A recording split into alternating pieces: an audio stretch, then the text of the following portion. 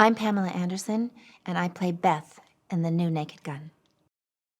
How did I become involved in this project? Well, I had to audition.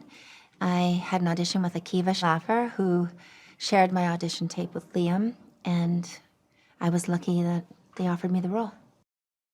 Well, I've just kind of restarted my career, so I did Broadway, and then I did The Last Showgirl, and I thought it would be a nice juxtaposition to do a high comedy after doing a drama, and so that was exciting to play with. And plus, I really respond to comedy, and in this case, I mean, the fact that they even thought of me for this was so exciting, and so I'm glad I did it.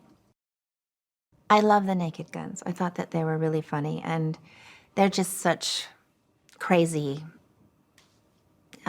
silly comedies. And I think, the world needs that right now. I think everyone needs a good giggle. And this movie definitely has some of those in them. Liam's fantastic. I mean, everyone, I think, is going to fall in love.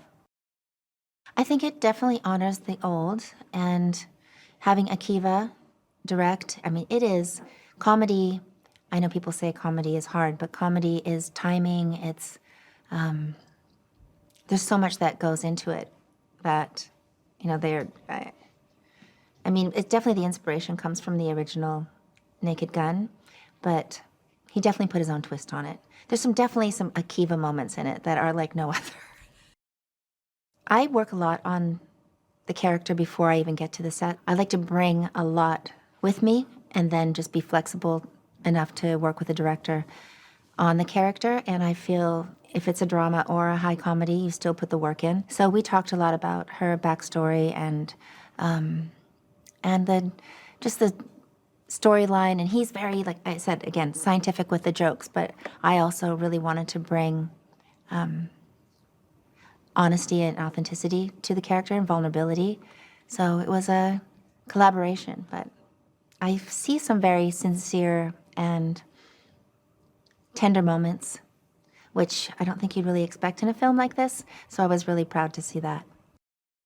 I'm familiar with Liam's career. He's had such an incredible career, starting in theater and just kind of being part of this acting royalty, from Schindler's List and all the other films he's done.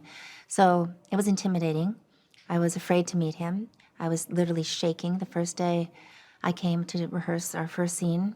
But once we got going, I mean, he's such a gentleman, he's such a sweetheart, and he's so giving and generous, and was so complimentary and supportive that, you can't help but fall in love with Liam.